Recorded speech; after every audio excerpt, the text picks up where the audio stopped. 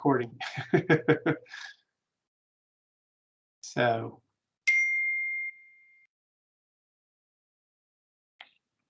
Okay, let me go ahead and accept somebody who is trying to get in.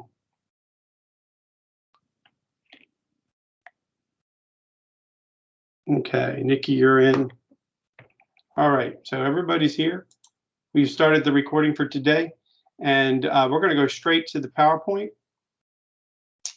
I'm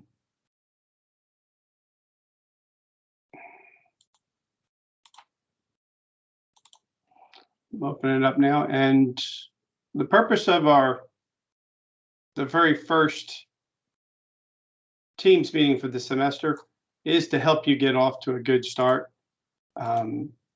give you the opportunity to hopefully, are you seeing the screen right now where it has the PowerPoint? Yeah. Can you guys see that? Can someone say yes or no? Yes. Yes. All right, great. All right, so this is just the Module 1 Teams meeting. And it's about getting off to a good start, understanding what we have going on for this semester. And this is about education. And before we even move forward, you've already had one semester. You've had the RES 310 course, your college life course. And so it's a good time to actually start thinking about what worked, what didn't work. And then we're also going to provide an outline and demonstrate what's going on, how to navigate through Wolf Den very quickly, and a respiratory course. And then we're going to discuss the significance of learning styles based on a couple of different patient populations. We're going to close it out with talking about this course final project and how it relates to the Capstone Project. And then at the end, be open for any kind of questions you might have. You can see the message at the bottom of this slide here. It says, for those who are unable to attend, watch the recorded Teams meeting, write a brief summary that answers the meeting objectives and/or questions asked during the session. Now, not all your instructors are going to do the Teams meeting. I do because it's worked. I found that students in the online format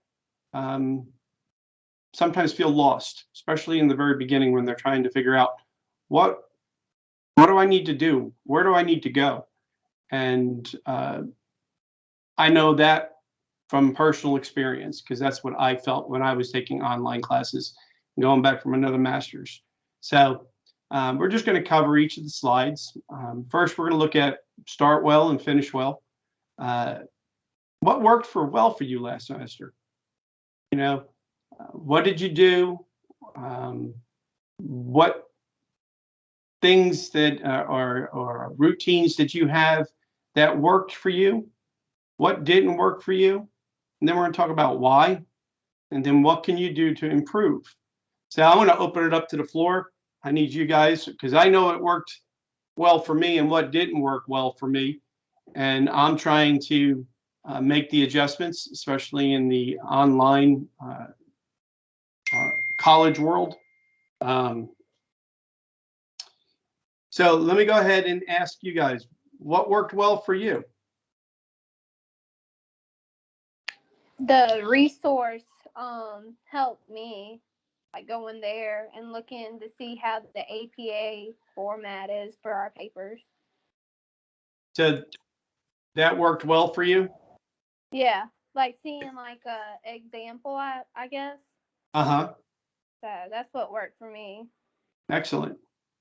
I think I like the weekly announcements the most because it kind of just gives you that whole rundown of what's expected of us for the week. You know, and I kind of agree with you, John. I do that because then you have an idea of what I really am expecting. And why I say that, sometimes what's in the computer, in that learning module, doesn't jive with what I want to do. And even though I go in there and I look at it, I'm seeing it, for some reason, every once in a while, it's not often, but every once in a while, it doesn't click. Something doesn't seem to line up well. So I agree with you. Nikki? I would say the same thing. I mean, it was difficult, just trying to maneuver and find everything and the time management piece. But all of the resources did help. Well, I agree 100% with you there. The time management is definitely a component that really needs to be honed in on. And, you know, you make slight adjustments from time to time and you figure out what worked and what didn't work. What didn't work? There needs to be more than 24 hours in a day. You got that right. You really do wish there was more. I mean, I know for me, I'll get into an assignment or working on something for you guys or another class. And, you know, I was supposed to get X amount of work done from, I had 2 hours and I had to get something done by that end of the 2 hours. And I find myself, I kind of veered off in another direction. And it's definitely a work in progress of staying on track and knowing, you know what, this is what I have. This is the amount of time I can devote to this project, and stick to your time frame. Who else wants to share with what you might have worked or what didn't work?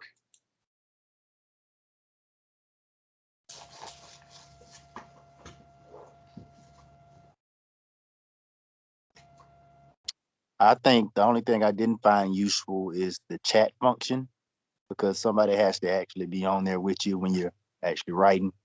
When it was like a lot easier just to get a group message going and going from that. You mentioned something there. That's why I sent out that group text message. If you didn't get a group text message from me, just talking about welcoming you to the group, to the new semester, please let me know so I can make sure that you're added. It might be I have the wrong number or I've entered it the wrong number into my phone. But please go ahead and take a look and see, because it should be able to help you guys communicate with one another if you want to. Nikki, were you going to say something? Okay. When did you send it out? Maybe 3 days, 3 days ago. It should have been on like Sunday night or Monday. I sent out a group message just welcoming everybody to the group and saying that we were starting a new semester. Did you guys get that? Anybody get that message? I got it. Okay. Yeah. Yeah, I got it too. Okay. So Nikki, your number must not be correct. I might need to have your office number or something, but we'll Not be here. I'm going back. There was a lot going on Monday. Yep, I know. Lots.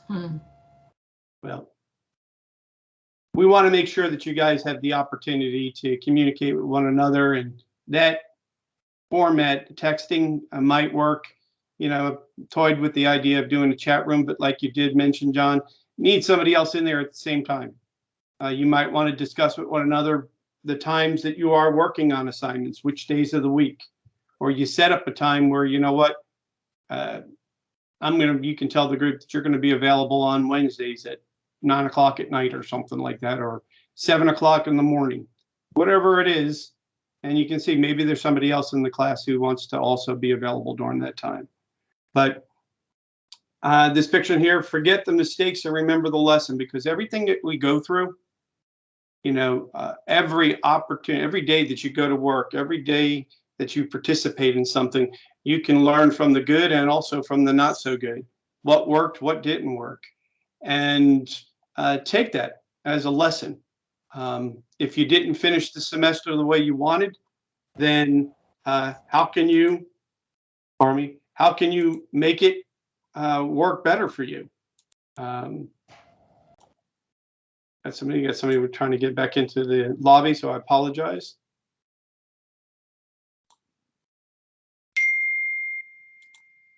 Okay, is that everybody? Looks like. I apologize. I had some people texting me. All right, so we're going to go back to the PowerPoint.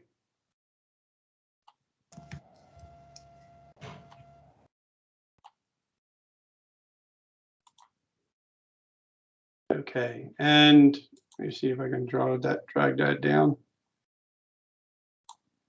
Okay, are y'all seeing the PowerPoint again? Yes. Okay, good. I'll leave it in this format, then I can see it on the side. Well, we want to see what worked and what didn't work, and you'll see that there's a little link down here. It says being successful in this course. Okay, there is a document, and I'm going to pull it up in a second, that in your course in RES 312, I make it available to you at the very beginning in the syllabus section, and it talks about what's needed to be successful in this course. So I'm going to navigate to that slide and let you see that actually in Wolf Den. I'm just waiting for it to pull up, and I'm going to switch the slide, switch the view.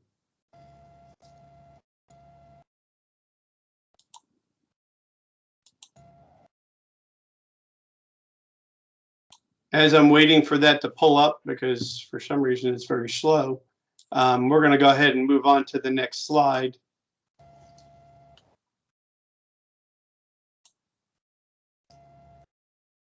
Come on. Okay, understanding the course.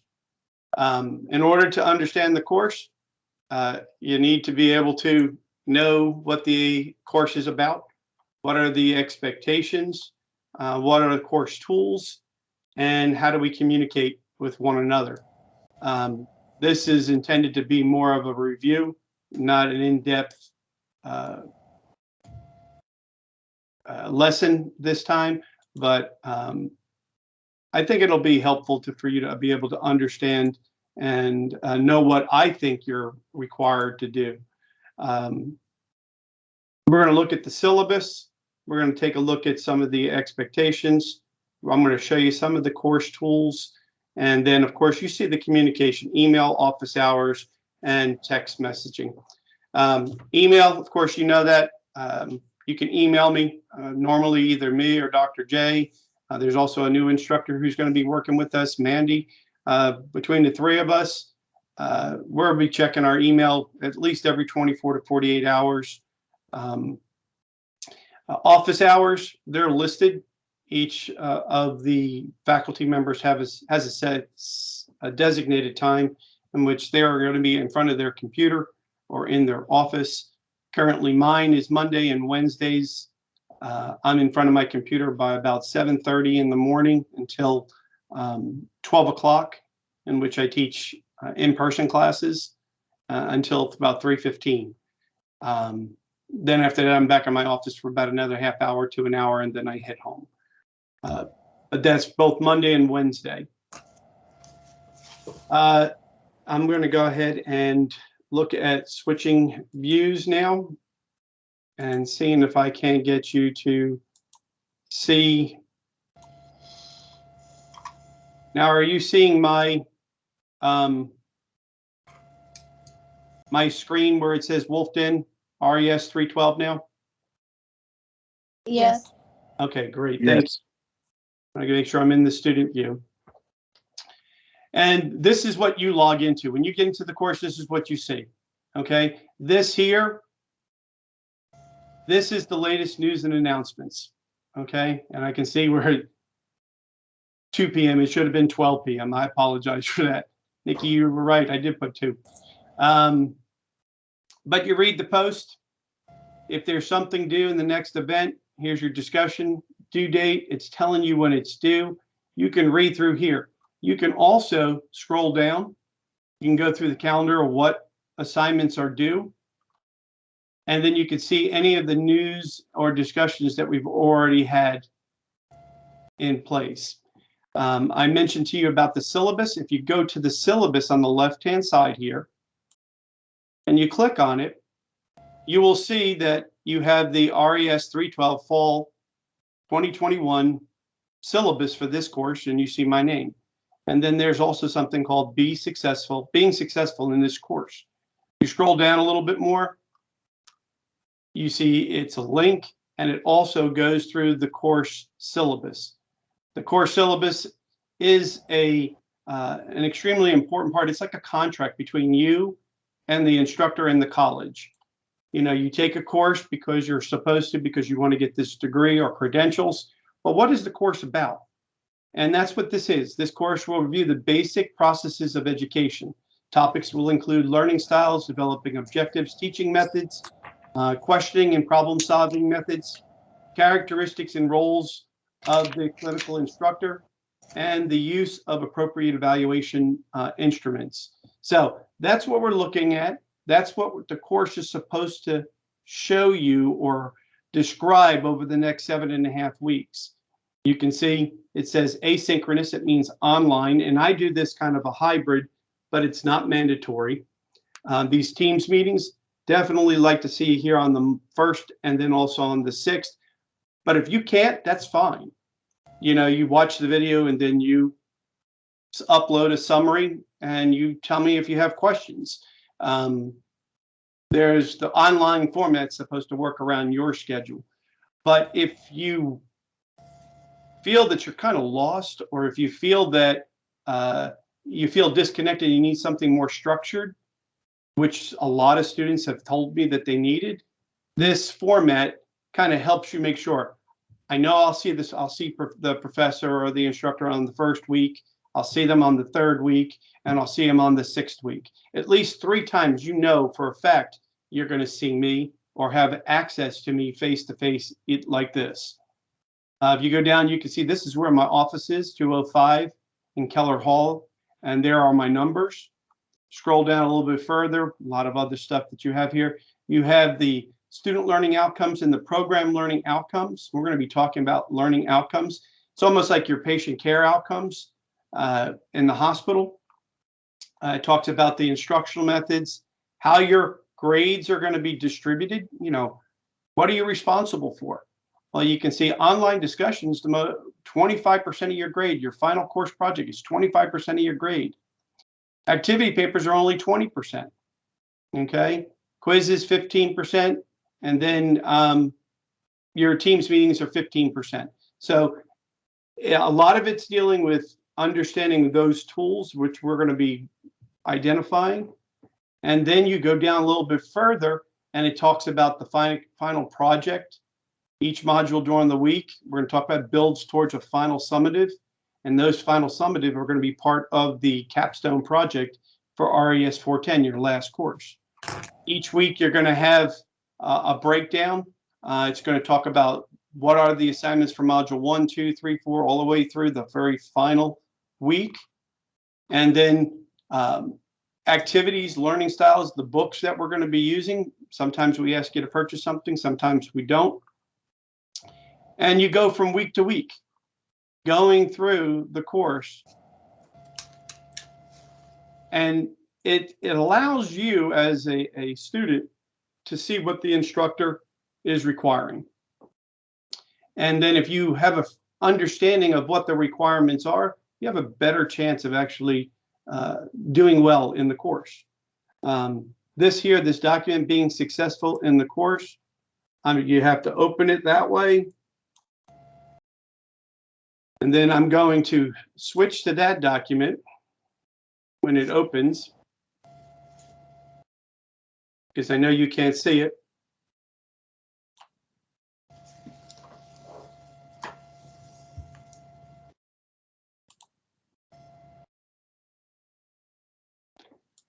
Okay, can you see it now?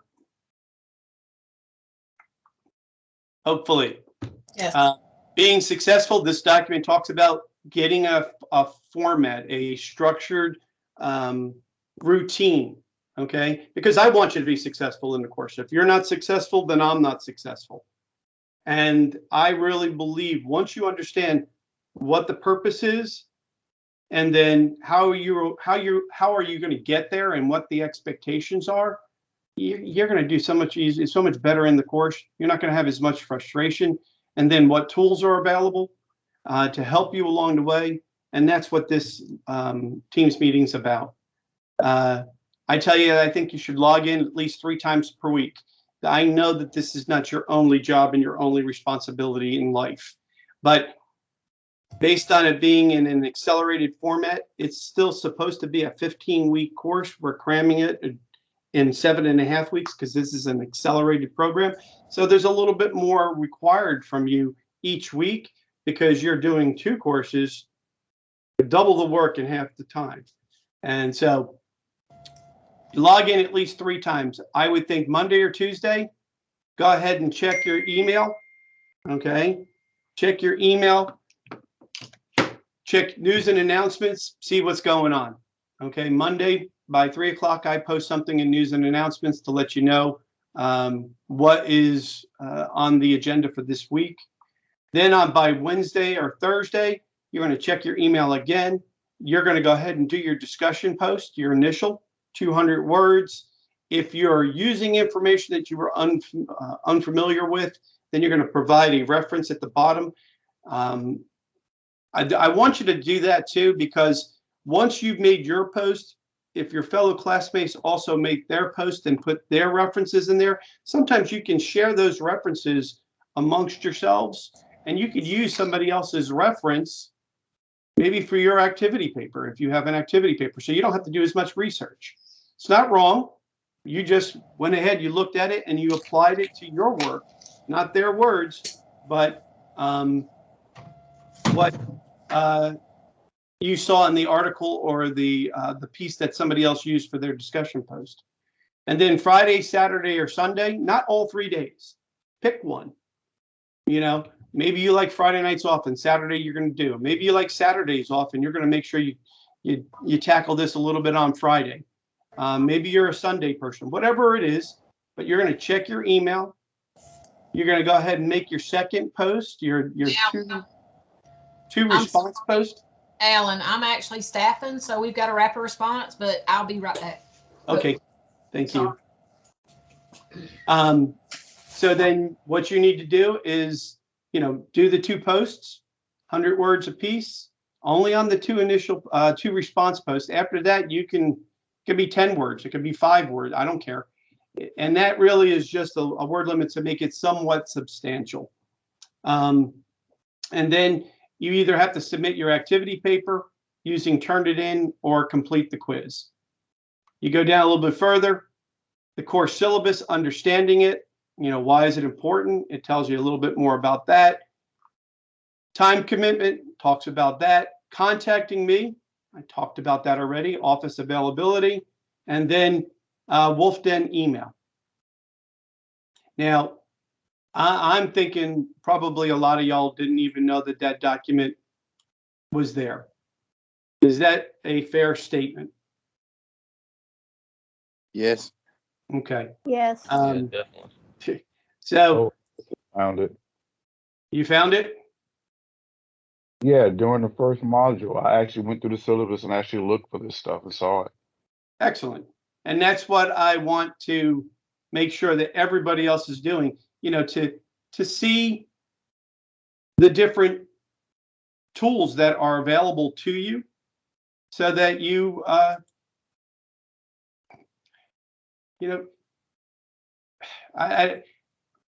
who wants to be blind? Who wants to go through the course not knowing where things are? Once you identify where things are, you're going to be so much more successful. Knowing the course syllabus, how to be successful in the course, and that's all under here. Syllabus, and then many times I'll even do, if you went back to RES 310, I did a welcome video. I knew I was doing the Teams meetings here. If you go under resources, there's your writing resources for this course. Okay, same as it was before. APA paper, the first one is a very detailed paper.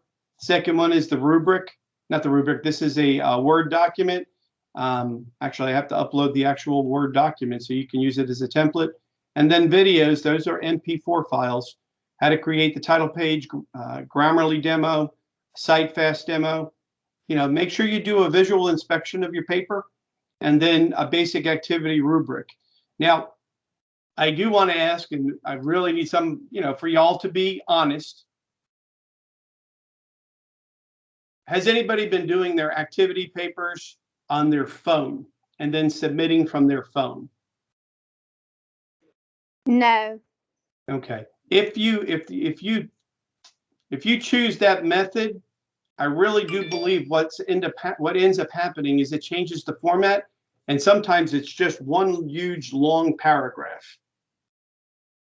Okay, and you know that the rubric puts a lot into format.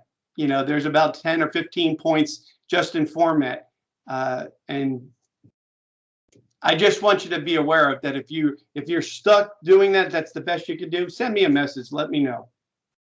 Okay, and that when you finally do get in front of your computer, you can send me the final version in a Word document. But if I think that if you're doing it from your phone, you might be losing some of the elements of formatting a paper that can only be done on a computer. So just want to make you aware of that. Your course and news and announcements, of course, you can see that here. And I put a post in each week. Your discussion forum, I normally don't go through there. I go through coursework. And when you go through coursework, and you click on it at the very top, these are the next assignments that were due if I didn't do them. So you said yesterday, accepting late. Getting started, if you see a check mark, that means it's completed and it's not graded. If you continue down each of the weeks, here's the first week, there's the first first 4 assignments. Then you have a discussion post and an activity assignment, which is a paper. The others, and you can see it goes through the 7 and goes right down to the final assignment, which is the summative evaluation for 312. And that's under coursework. And when I grade it, like here today, for those of you who've attended, you're going to see this change and it's going to say graded, and it'll be 100 because you attended. For those who are watching the video, you got to send me the summary and then it'll change. If you send me the summary within the week that we did the Teams meeting, you're going to get all the points. If you wait until the end of the semester and submit them all at the end, you're going to lose points. Okay. The purpose of the Teams meeting is to try to communicate with you during that week. So hopefully that makes sense. Your grade book, how are my grades? What are my grades so far? How am I doing? Look at your grades, see what's going on. I don't use the online meetings tool here. Your course calendar, your handouts, the overview is where you started in the very beginning. If you go to academics, just to show you that there's some more tools, and you click under home, okay, on the left-hand side is all your courses, and it can go through what is going on. Your grade report, what are your grades? What was my final grade? What was my midterm grade? Well, you don't have midterms. And then you can pick the semester that you're looking for. Now, sometimes, even though I submitted the grades Monday morning very early, I'm not the one who finalizes those. Those get finalized by the registrar. And when they're finalized, and then you should be able to see them. But if you need them sooner, if you need something, just let me know, because I know a few of y'all were asking. But again, that's under the home page here. And you can look at the information on the calendar for the campus. Just remember, you're an online program, and a lot of the dates and things that they use are for the traditional college student. You can list all of your courses here. What courses have you had? What ones are you taking? So you can see all the courses that I have. And I think it's helpful that you're able to identify where things are instead of not knowing. I had several students asking me, where can I see my grades? Where can I find things? Navigate around. Just move around, click things, see what happens. Be inquisitive. You can see down further, GPA projection. What is going to be your GPA? Say you got a grade in one of your classes that you didn't like and you wanted to make sure that you were able to make it up. How could I get that grade back up to an A, or that your overall GPA back into an A range? You can do some scenarios there. But also up at the top, if you have some issues with technology, you can click on the technology tab. And here, campus technology, you see their office hours. If you're having problems with your computer and you're having problems with opening up documents and things from Newberry College, or uploading, or issues with your laptop, call them. That's their job. Okay. You can also click there. After hours, somebody will get a hold of you. Okay. You can see here some of the resources. Sometimes if you have viruses on your computer, this is part of the resources that are available to you if you have difficulty. And being an online class, you definitely want that tool to work seamlessly for yourself. Does anybody have any questions about what I've shared so far? No. Okay, good. Hopefully you're finding some of this helpful. I'm going to go back to the PowerPoint. And so expectations of the instructor, kind of went through that with you already. I think you should check your email, log in at least 3 times a week. Know that I'm going to post a news and announcement on Monday, your discussion posts, your initial by Thursday, 11:55, and then 2 response posts. And then you're going to have some type of activity project, either a paper or a quiz. There's the communication methods. The course syllabus, I put the slide here. It walks you through how to locate the course syllabus. And again, the syllabus is, the way I look at it, the contract between you and your instructor. And it's also a contract between the instructor and the college, because that's what it says we're supposed to teach you. And that's what the college is paying me to teach you. So I have to abide to the college by what's inside the syllabus, and you need to hold me accountable to what was in the syllabus. And then I hold you accountable to what's in the syllabus.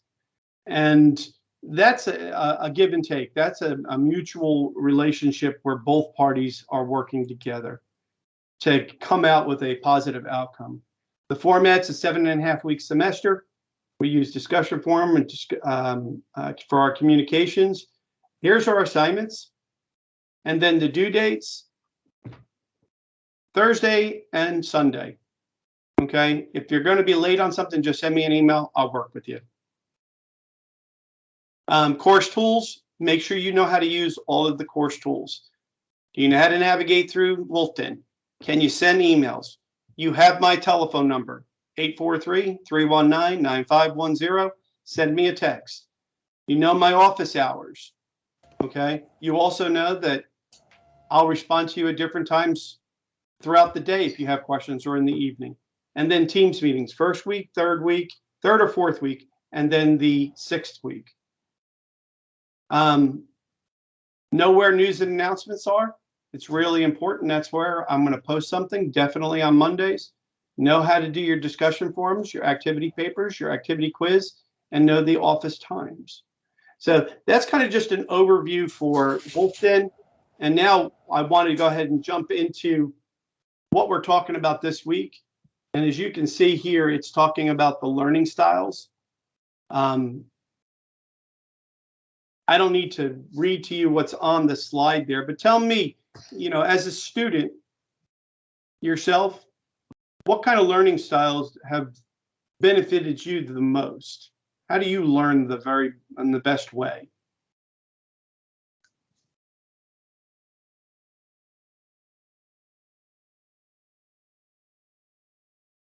I'm a physical learner. What kind of word? What was that? Physical, like I have to touch it and like work with it, and that's how I learn. Yeah, so Like when you're it a comes to the kinesthetic. gym. Yeah. Yeah. Give an example of how you could be like in respiratory school, where you read about a concept, but when you put your hands on it, it came alive to you. What would be an example for you, Candace? Probably trach care, actually doing it. That's something that I noticed that is very important, like working and stuff too with families, is letting them touch it, because that's what I had to do in school, was touch it myself and do it myself.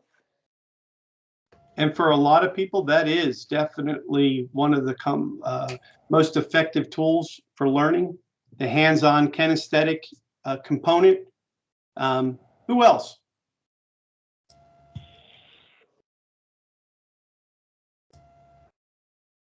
Yeah, I think I'm a mixture of the physical and visual. I remember back in respiratory school when we learned the indications, contraindications. I would have to sit there and write them. I would write them over and over to learn, to memorize them. I guess that sort of falls under the visual and physical. Yeah, and I see that myself. I need to go ahead and try to absorb. It has to become part of me, the words. And then if I can take the words and actually put the physical touch to it, the kinesthetic part, it's very helpful for me. So I share those learning styles with you, Jamie. I like to very visually see it, practice it, and then also get my hands on it. Let me ask you this, Jamie. When you're doing the writing, do you ever find yourself saying the words? Yeah, as I'm writing them, I'm repeating them in my head just over and over. So it's like a verbal thing too. Yeah, it's just repetition for me. Yeah. Okay. Who else? Mine would be the same, Yours is the same? just combination. How about, yeah, I mean, many of y'all have known me in the past. Done a lot with YouTube videos and stuff. And I was really big on a couple of specific channels on YouTube, Mr. Parr, and they would use the musical or auditory component because that to me helped me solidify concrete in my head. The way something was said, I could remember the melody or the tone. And for those of you who remember me, I used to do like the alveolar air equation, and I'd have the students repeat it over and over and over again. And the repetition of hearing it, that also, this tone, the sounds also help you solidify that information in your head. Well, let me ask one more question out there. Is there anybody who is really needs to have some solitary time and is a logical thinker? You have to reason it out in your head, because if it doesn't make sense to you in front of you, even if you put your hands on it, if it's illogical, it's going to be very difficult for you to understand what is in front of you. Anybody like that?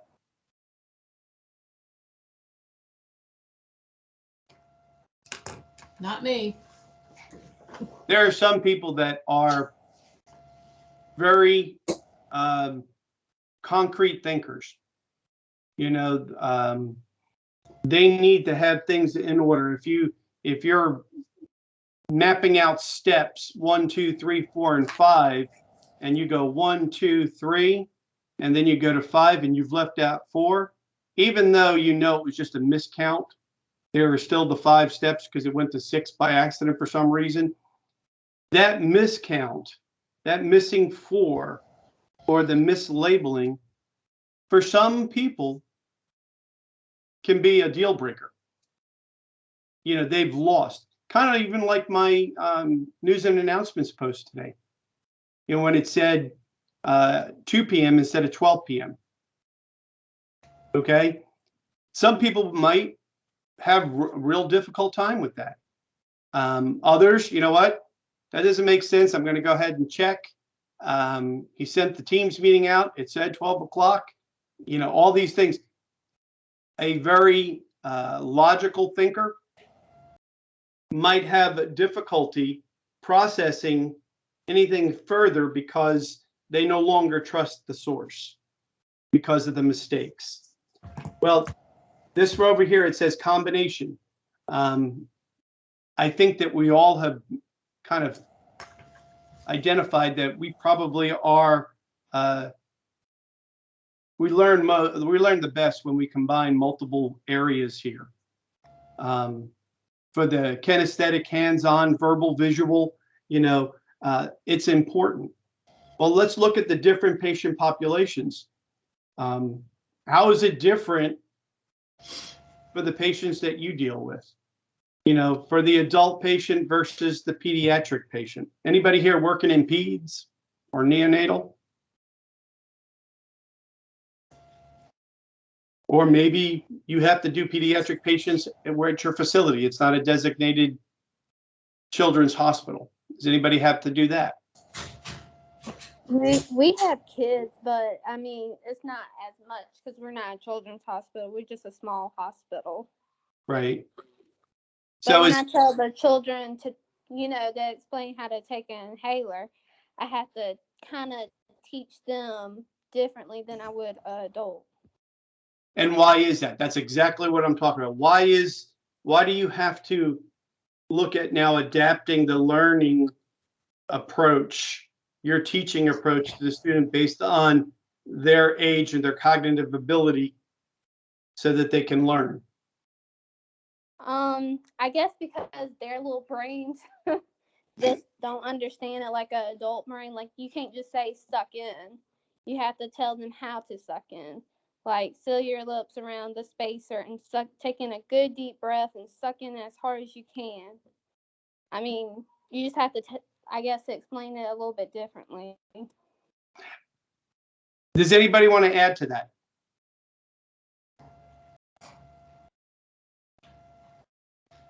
Make them do it in front of you. Yeah, demo. You know, I would think that for me, that return demo method is something that I've used for years and years and years. Most of you graduated from your associate degree program, your instructors would have you in the lab. They show you how to do trach care. They show you how to do a vent circuit change out or whatever it was, an MDI instruct. And then they showed it to you. They talked to you, and then they had you do what? Practice it, and then you had to do what? Return demonstrate it to them. That was your checkoff. Your checkoffs in your clinicals, your checkoffs in the lab are very similar to what you need to do with your patients. Now, you're not going to have the verbals and the tests and all the stress. You want them to make sure that they're able to receive the information based on where they are.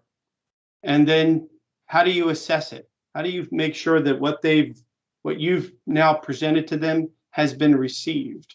And that's what we're going to be talking about throughout this course. And different patient populations, different backgrounds of patients. You know, when I talk about that, cultural backgrounds, you know, patients who come from different countries.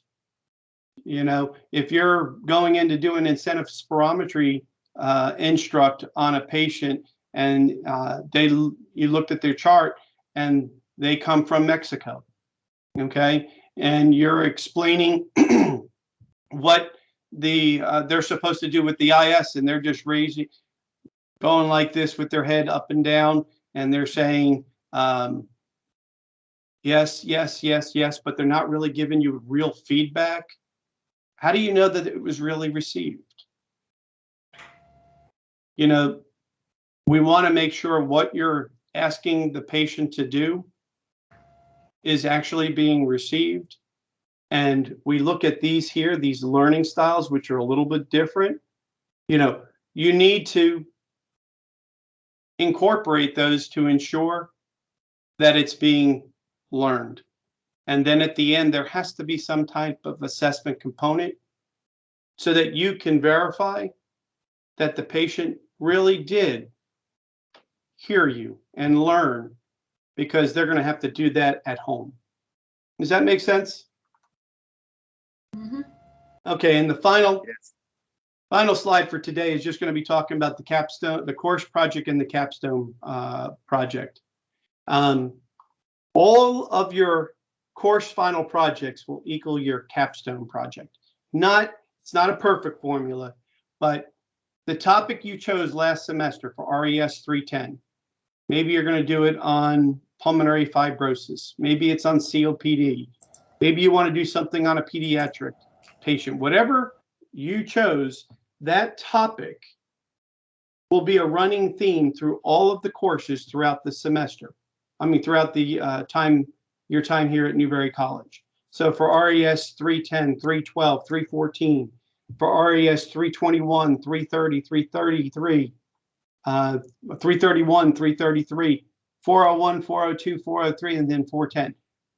That topic that you chose, we are going to want you to try to apply each of the courses to that chosen topic.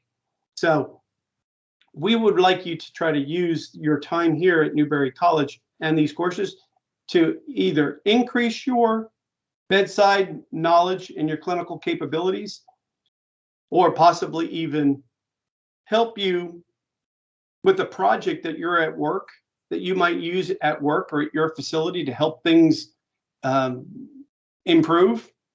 Okay, maybe the way things are done in your department. Maybe it's going to be communications. Maybe it's about something specific to patient care. But whatever it is, we can work with you as you go through all the courses.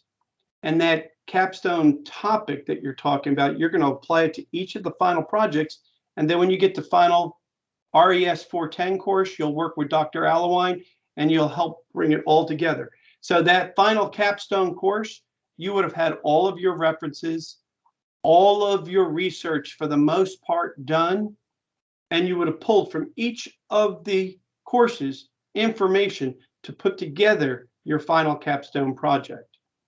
And for this particular semester, okay, for this course, RES 312 course is only one part of your capstone project, and you're going to summarize the relevant learning styles and their application in a clinical environment.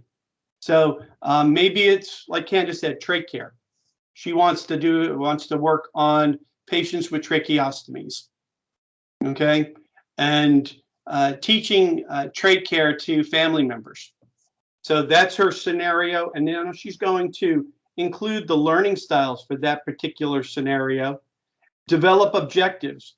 What does Candace want, or what do you want as the author of this paper? What do you want that patient's family member to understand? What are the objectives? At the end of this training session, you want the patient to understand, or the family member to understand, the goals, the indications, the contraindications, and some of the hazards associated with trach care.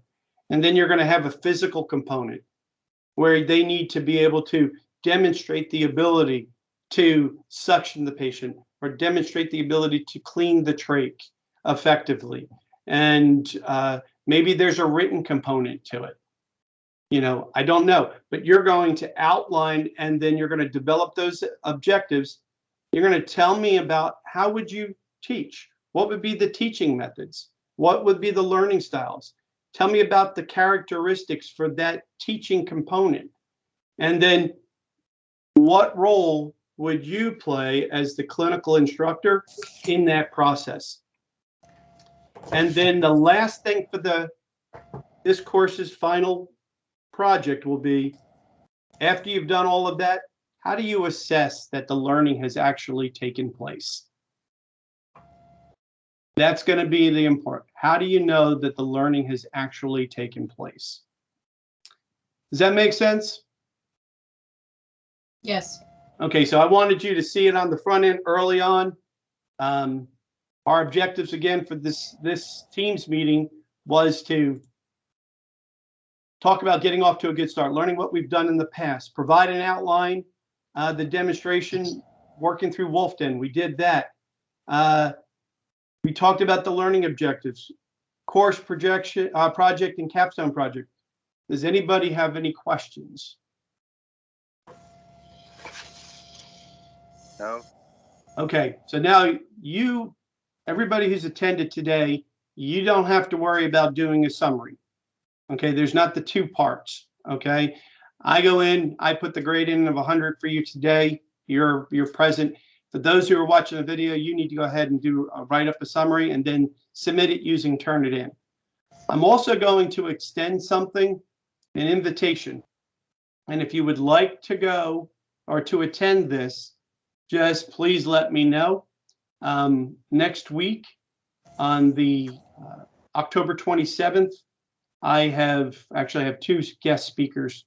One is going to be Dr. Strange. He's a pulmonologist at MUSC in Charleston, and he's going to be talking about alpha-1 antitrypsin deficiency and respiratory care plans for that.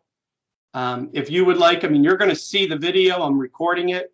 You could wait until you're in your RES 401 course, but this will be a live session, and you're more than welcome to see it because it'd be valuable information maybe now for you. And then the following week, November 3rd at 3:30, Dr. Ennis James, another pulmonologist, is going to talk about sarcoidosis and a care plan associated with sarcoidosis.